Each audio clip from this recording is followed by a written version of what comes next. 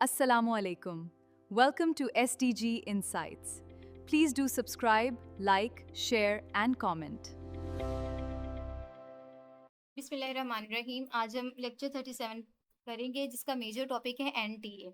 यहाँ पर एक इम्पॉर्टेंट टिप मैं आपको देना चाहूँगी स्टूडेंट्स।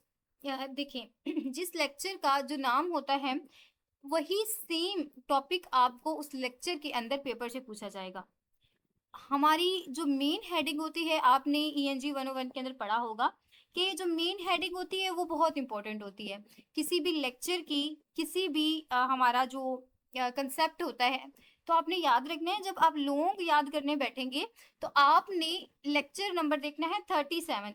उसके बिल्कुल नीचे देखना है कि कौन सा टॉपिक है।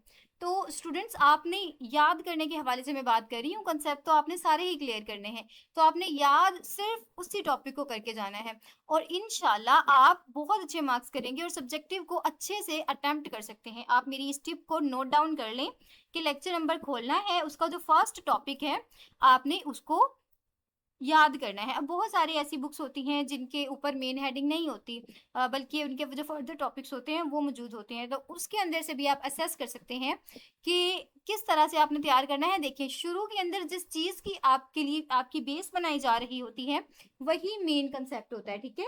जो कहानी बनाई जा रही होती है उस टॉपिक तक जाने के लिए, तो आपने चाहे उस कहानी को आप याद ना करें, समझना तो ज़रूरी है, समझें ज़रूर, लेकिन उसको याद ना करें और एग्जैक्टली उस पॉइंट को याद करें जो आपको कंसेप्ट दिया गया है। तो होप सो अब इस लॉजिक के साथ आप काम करेंगे और बहुत अच्छे तरीके से अपना पेपर सॉल्व करेंगे और प्रिपरेशन करेंगे। तो बिस्मिल्लाहिर्रहमानिर्रहीम, आज हम पढ़ेंगे कंजक्शन कंट्रोल।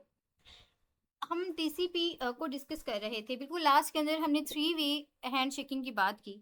तो हमने ये भी देखा कि कनेक्शन क्लोज कैसे होता है और कनेक्शन को हम बिगिन कैसे कर सकते हैं।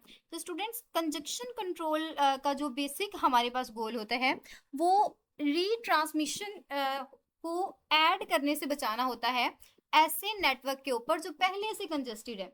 मतलब इसका बिल्कुल वही हमारे पास मतलब है कि आपकी एक फाइल तो जा नहीं रही आपकी एक फाइल तो ट्रांसमिट हो नहीं रही, आप और ट्रांसमिशन करते जा रहे हैं। जैसे आप अपने दोस्त को हैंड आउट शेयर कर रहे हैं, तो आपकी पहला हैंड आउट अभी गया नहीं, आपने और सेंड कर दिया, आपने और सेंड कर दिया और आपने इतने ज़्यादा नोट सेंड कर दिए कि वो कंजस्टेड नेटवर्क बन गया। तो अब ये किस तरह से अंदाज़ा लगाता है कि जैम हो चुकी है ट्रैफिक। तो स्टूडेंट्स, जब टीसीपी के जो पैकेट्स होते हैं वो लॉस होना शुरू होते हैं, तो ये ज़्यूम कर लेता है कि पैकेट्स गुम होने की वजह क्या है। तो अपनी एजप्शन के मुताबिक वो इस वजह को कंजक्शन कहता है, ठीक है। वो ये सोचता है कि नेटवर्क के ऊपर रश बहुत ज़्यादा हो चुका है। तो अब इस रश को कम करने के लिए टीसीपी फौरन अपनी विंडो साइज यानी डेटा भेजने की स्पीड को रिड्यूस कर लेता है। जैसे ही वो स्पीड को रिड्यूस करता है, जो चीज़ें सेंड हो रही होती हैं उनको टाइम मिलता है, वो सेंड हो जाती हैं और पीछे हमारा न्यू डेटा ऐड हो जाता है। तो we have to resume carefully, हमें रिज्यूम केयरफुली करना चाहिए। जब रश खत्म हो जाए तो फिर हमें डेटा को भेजने के लिए थोड़ा सब्र के साथ, बहुत एहतियात के साथ डील करना चाहिए। अगर हम एकदम फुल स्पीड से डेटा भेजना शुरू कर देंगे तो नेटवर्क में शदीद उतार चढ़ाव आएगा।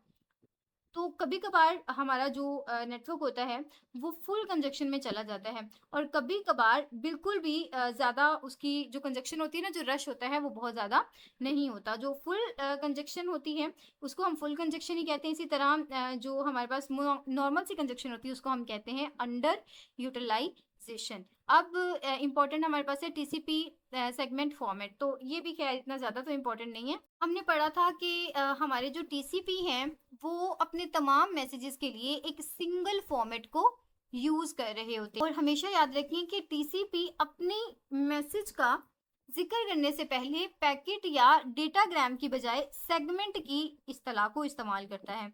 आपने इस चीज़ को याद रखना है कि टीसीपी के अंदर हम पैकेट या डेटाग्राम यूज नहीं करते, बल्कि सेगमेंट का वर्ड यूज करते हैं। एक मशीन के टीसीपी से दूसरी मशीन के टीसीपी तक भेजे जाने वाला हर मैसेज यही फॉर्मेट इस्तेमाल करता है। कौन सा फॉर्मेट? हमारे सेगमेंट वाला फॉर्मेट।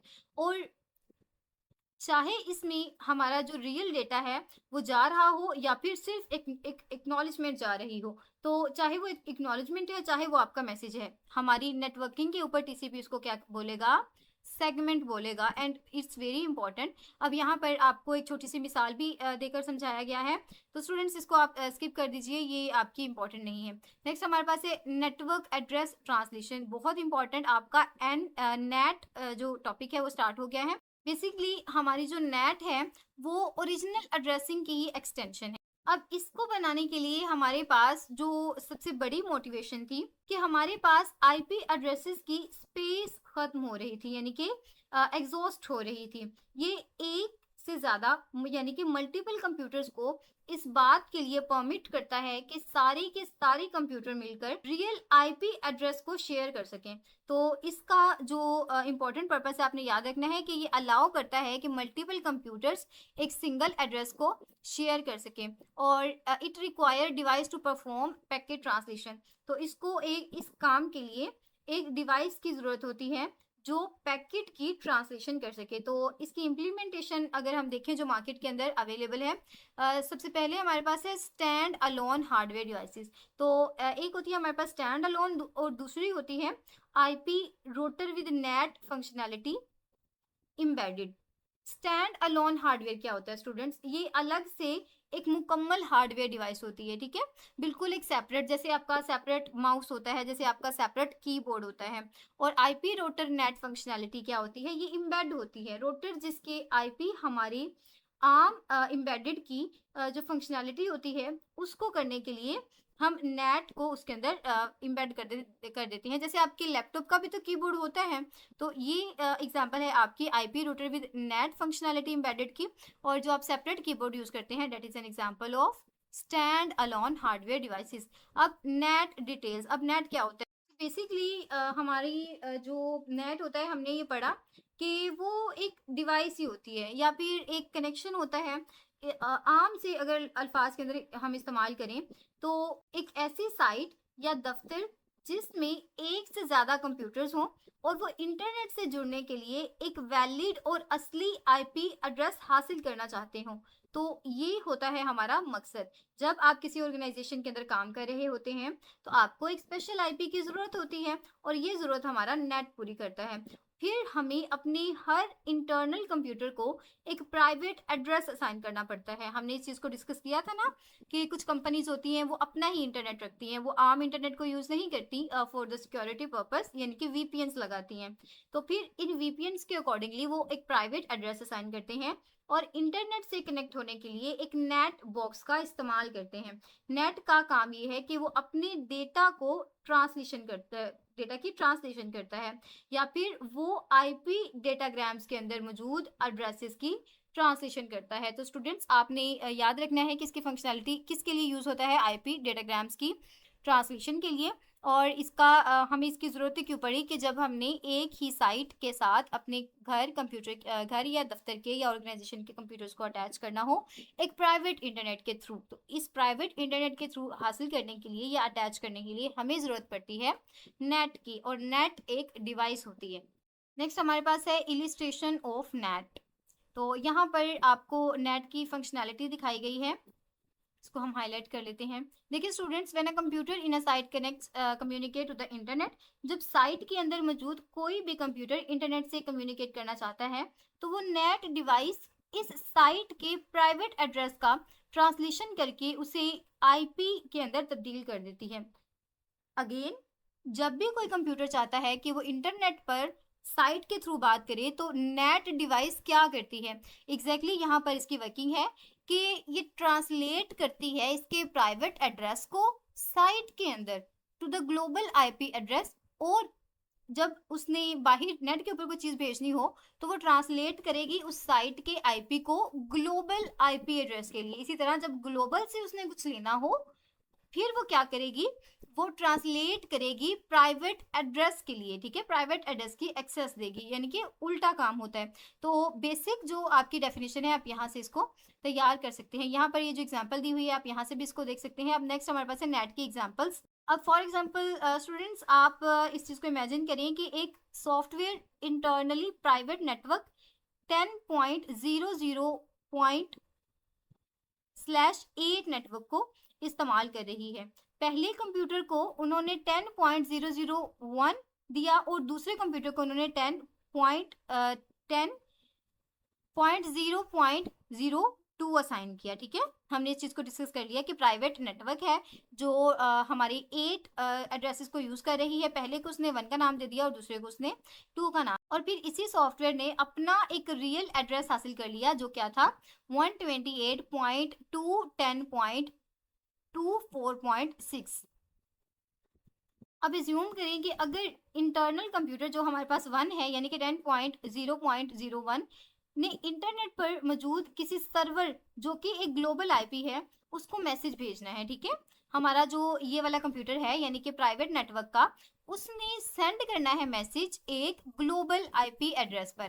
तो ये क्या करेगा, तो ये डेटा के आउटगोइंग एड्रेस को IP servers address IP translation की जगह ग्लोबल दे देगा। ठीक है, उसने अगर तो वो अंदर ही काम कर रहा होता ना तो उसने उसे प्राइवेट एड्रेस दे देना था। अब वो बाहर जाना चाह रहा है तो उसने उसे बाहर का एड्रेस दे दिया, और जब बाहर से डेटा वापस आएगा तो वापस तो इसके आने के मैसेज की डेस्टिनेशन एड्रेस को नेट वापस प्राइवेट सॉफ्टवेयर के अंदर बदल देगा। वही काम स्टूडेंट ऐसे ही इन्होंने मत मारी हुई है कि जिस तरह हम एनालॉग को डिजिटल में करते हैं और डिजिटल को टू एनालॉग में करते हैं। तो आप ये समझें कि नेट जो इंटरनली वर्क कर रहा है तो इंटरनल है आपकी एनालॉग, और जो एक्सटर्नल है वो क्या है आपकी डिजिटल। तो जब एनालॉग को डिजिटल के अंदर करेंगे तब वो उसे डिजिटल की इंफॉर्मेशन देगा। इसी तरह जब डिजिटल को हम एनालॉग के अंदर करेंगे तो फिर वो एनालॉग के अकॉर्डिंगली खुद को सेट कर लेगा। सिंपल सी चीज है। नेक्स्ट, यहाँ पर थोड़ी सी कॉम्प्लिकेशन इसलिए हुई है क्योंकि ये नंबर्स यूज किए गए हैं जो कि आपकी नेटवर्किंग के अंदर यूज होते हैं। अब ये जो हमारी इलिस्ट्रेशन होती है ये बहुत ज़्यादा ट्रांसपेरेंट होती है। ठीक है, computer at site send and receive datagrams normally, तो ये बहुत नॉर्मली एक दूसरे के रूल्स को फॉलो करते हैं और एक दूसरे को डेटा भेज भी रहे होते हैं और एक दूसरे से रिसीव भी कर रहे होते हैं। और इंटरनेट पर मौजूद कंप्यूटर्स को लगता है कि वो डायरेक्टली नेट बॉक्स से डेटाग्राम्स को हासिल कर रहा है। दोनों को इस बात का इल्म नहीं होता कि दरमियान में कोई एड्रेसेस को ट्रांसलेट भी कर रहा है। ठीक है, उनको इस चीज़ का आइडिया नहीं होता। लेकिन हमारा जो नेटवर्क है इसको बड़ी खामोशी से और बहुत ही ट्रांसपेरेंटली कर लेता है और कोई भी उलझन यहाँ पर क्रिएट नहीं होती। नेक्स्ट हमारे पास है कि हमारी जो इम्प्लीमेंटेशन कैसे होती है नेट की।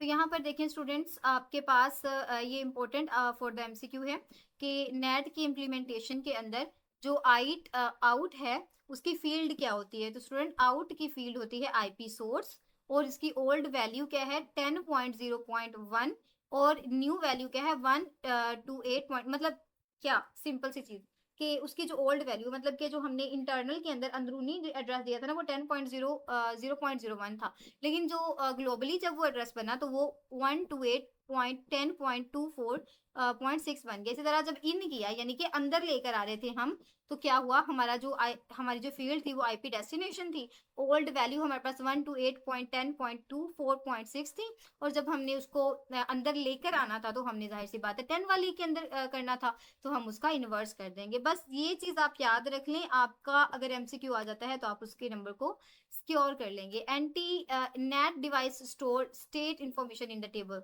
इंपॉर्टेंट कि स्टेट इंफॉर्मेशन को टेबल के अंदर स्टोर करती है। The value is entered in a table when net box receives outgoing datagrams from new IP source field और डेस्टिनेशन फील्ड्स की पुरानी और नई वैल्यूज इस डायरेक्शन के हिसाब से कैसे तब्दील होती हैं। तो डिवाइसेस ये तमाम जो हमारे पास एक रीजनल इंफॉर्मेशन होती है उसको टेबल के अंदर स्टोर करती है और इसके अंदर इंफॉर्मेशन को एंटर कर देती है। ये वैल्यू टेबल सिर्फ हमारे जो स्पेसिफिक बॉक्सेस होते हैं उसके अंदर ऐड होता है, और फिर कंप्यूटर से कोई भी हमारी जो आउटगोइंग इंफॉर्मेशन होती है हम उसको एक्सेस कर लेते हैं। तो होप सो आपको ये चीज़ें समझ आई होंगी। अगर कहीं पर कोई कंफ्यूजन हो तो आप मुझसे पूछ सकते हैं। बहुत आसान सा टॉपिक था ये हमारा, लेकिन आपके जो हैंड आउट हैं इनमें थोड़ा सा इसको मुश्किल बना दिया गया। बस आपने इसको सिंक्रोनाइज जो हमारे पास एनालॉग और डिजिटल कन्वर्जन होती है उससे रिलेट करना है, and then you will master it. फी अमान अल्लाह।